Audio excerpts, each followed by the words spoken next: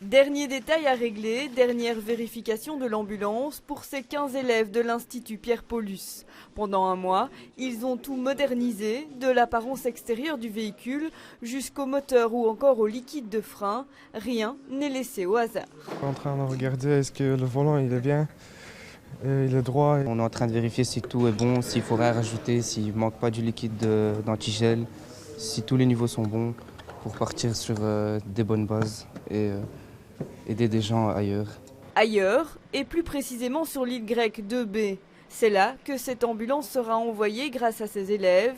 Parmi eux, Iraklis, il est grec, a aidé à la traduction des inscriptions et comprend particulièrement bien l'urgence de cette action.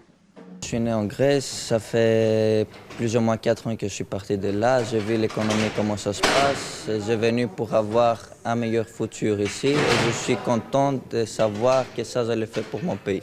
L'île de B, c'est à 120 km d'Athènes, donc c'est tout près, hein, une heure, on va dire 1h30, 2 heures. Et la première chose qu'on a découvert, c'est qu'ils n'avaient pas d'ambulance.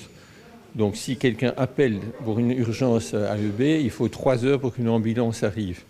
3 heures ou qu'elle retourne à Athènes, donc vous avez toutes les chances d'être morte si vous êtes tombé sur votre tête, par exemple. En Grèce, la mortalité infantile a d'ailleurs doublé ces dernières années.